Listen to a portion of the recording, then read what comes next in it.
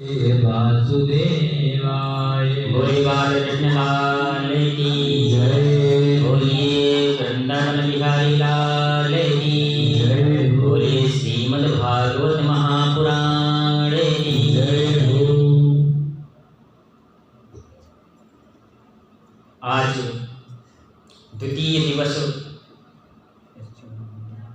श्रीमद् भागवत सप्ताह ज्ञान यज्ञ का यहाँ शुभारंभ करते हैं।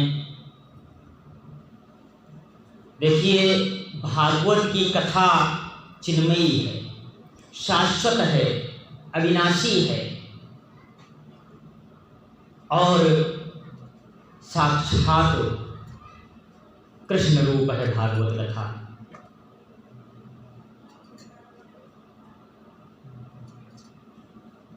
आज यहाँ श्रीमद् भागवत जी का मंगलमय शुभारंभ करते हैं। और एक बात आपसे कहूं, दुनिया में कभी भी जितने भी ग्रंथ हैं, उन प्रत्येक ग्रंथों में जब उनका शुभारंभ करते हैं तो उनके प्रारंभ में किसी न किसी देवी देवता का नाम लेकर के स्तुति की जाती है। किसी में दुर्गा जी की स्तुति, किसी में राम जी की स्तुति, किसी में शंकर भगवान की स्तुति, किसी में भैरव बाबा की स्तुति। और श्री रामचरितमानस में गोस्वामी तुलसीदास जी ने इतना अद्भुत स्तुति प्रकरण किया है, उन्होंने तो किसी को छोड़ा ही नहीं।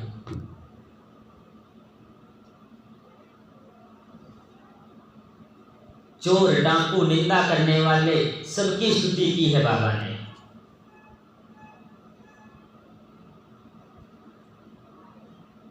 और जो दूसरे की बुराइयां सुनते हैं, दूसरे की निंदा सुनते हैं, उनकी स्तुति तो इतनी अच्छे से किए हैं।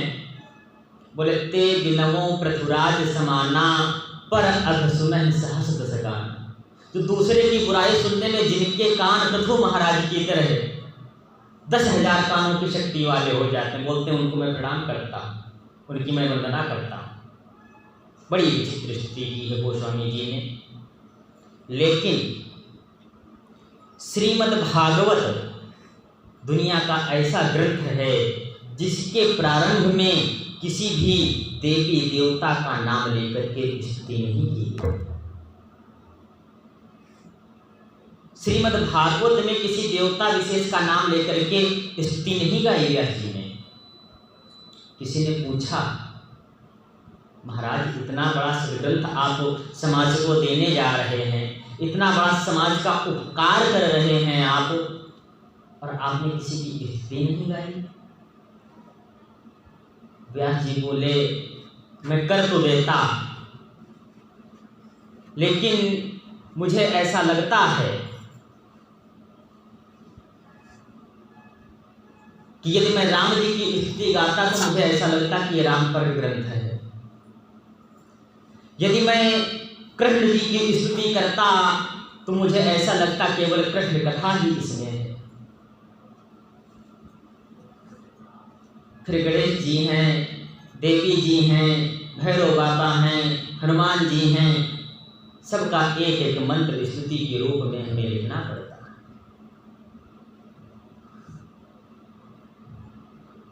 फिर मुझे लगता है कहीं ऐसा ना होता कि यदि स्तुति में ही निकल जाता सारा समय, तो कहीं ऐसा ना हो कि जो मैं कहना चाहता हूं उसको कहने का टाइम ही ना मिले। इसलिए वेदव्यास जी ने श्रीमद् भागवत में सत्य को वंदन किया, सत्य की वंदना की है। सुने आप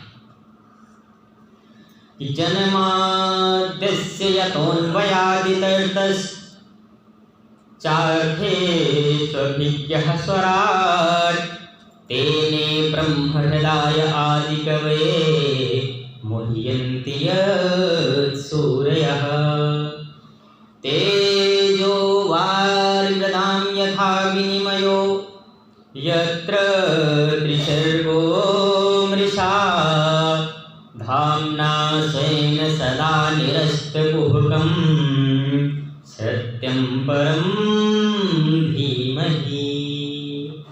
बड़ा सुंदर वर्णन किया। पहले एक बार प्रेम से बोलिए जय श्री राधे।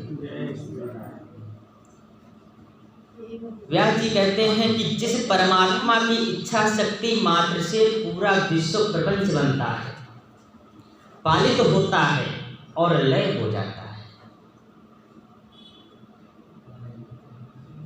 वह परब्रह्म हिरण्यगर्भ ब्रह्मा नहीं है। बाकी ब्रह्मा को भी जिसने स्वयं वेदार्थक ज्ञान का प्रतिपादन करके बताया, जो स्वराट है, जो अपने स्वरूप में ही प्रतिष्ठित रहता है और अपने प्रकाश से पूरी दुनिया को प्रकाशित करता है, ऐसा वो परब्रह्म है। जिस वेदार्थक ज्ञान को समझने में बड़े बड़े सूरवीर भी मोह को प्राप्त हुए, मुह्यन्ति यत् सूर्यः, बड़े बड़े सूरवीर महाज्ञानी मोह को प्राप्त हो जाया करते हैं। वही वेदार्थक ज्ञान जिसने सबसे पहले ब्रह्मा जी को बताया, प्रतिपादित किया। और जैसे तेजों में सूर्य रश्मियों में कभी कभी हमें जल की भ्रांति हो जाती है और जल में भी हमें कभी कभी थल का भ्रम होने लग जाता है,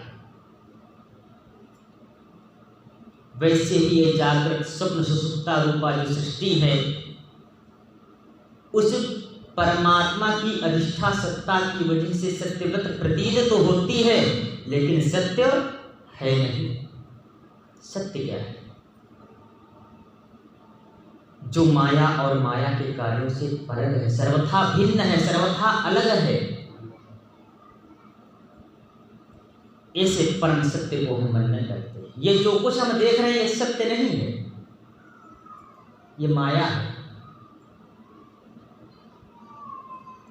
सत्यम परम धीमहि, उस सत्य को हम वंदन करते हैं।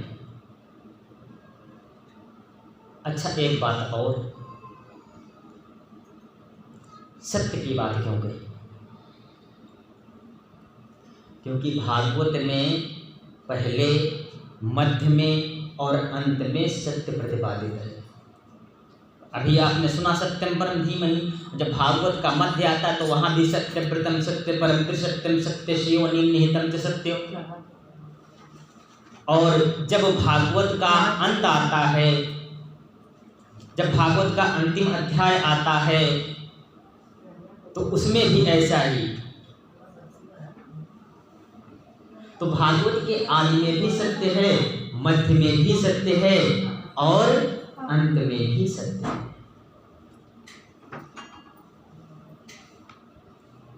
और सत्य ही धर्म है। हम आज यहाँ भागवत की कथा सुन रहे हैं, तो जीवन में ये संकल्प कर लें कि आज के बाद झूठ नहीं बोलेंगे।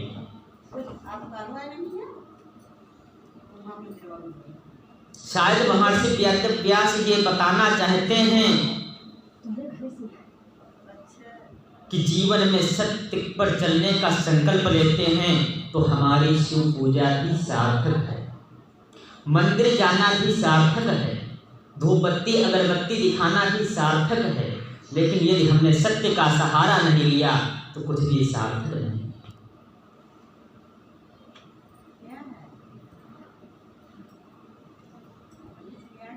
और इसलिए व्यास जी बता रहे हैं कि सत्य ही नारायण है, सत्य ही ब्रह्म है, सत्य ही गोविंद है।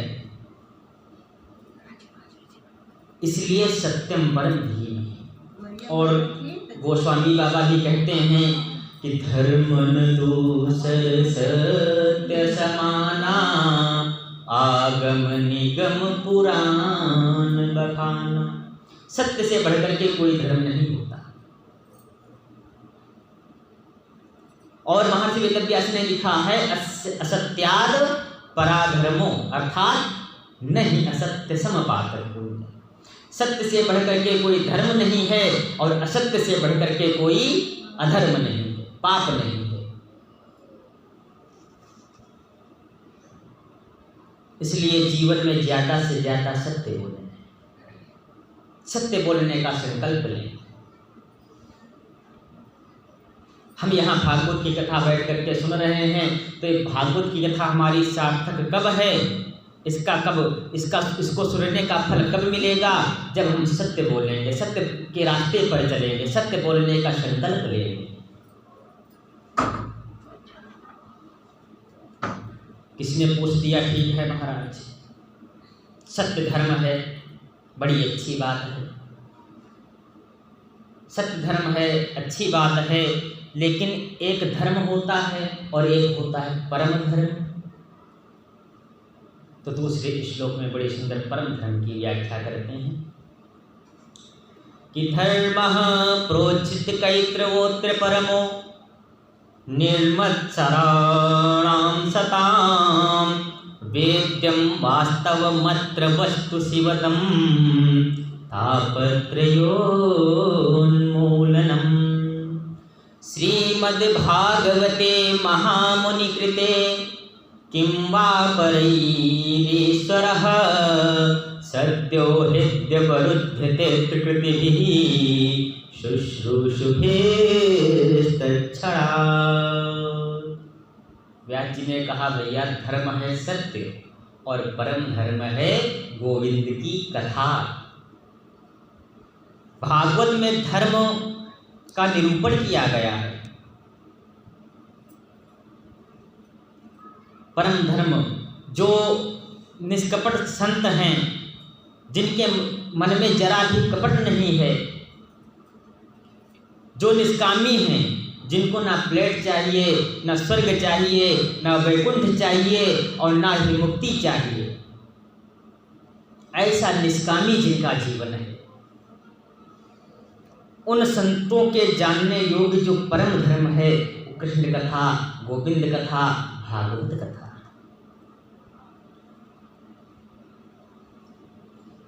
किसी ने पूछ दिया, महाराज जी कृष्ण कथा है कैसी? तो कहते हैं शिवदम, शिवम कल्याणम ददाति शिवदम, एक कल्याणकारी है, कल्याण करने वाली है। और कैसी है? तो कहते हैं तापत्रयोन्मूलनम, तीनों प्रकार के तापों का उन्मूलन करती है भागवत कथा। फिर वो आध्यात्मिक ताप भी अगर है, आज भौतिक ताप भी यदि है, आज दैविक ताप भी है, तो उनको भी नष्ट करती है। और कहते हैं अन्य किसी ग्रंथ के पाठ करने का अवसर ना मिले, आप भागवत पाठ का संकल्प ले लीजिए।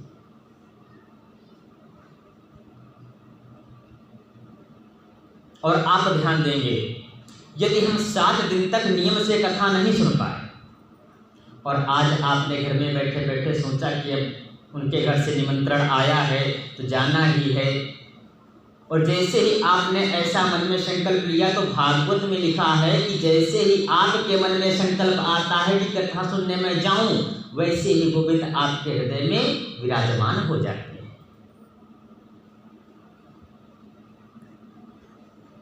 अभी कथा आपने सुनी नहीं, कथा स्थान पर आप पहुंचे नहीं, आपने केवल मन में संकल्प लिया कि गोविंद का प्राकट्य हृदय में हो जाता है।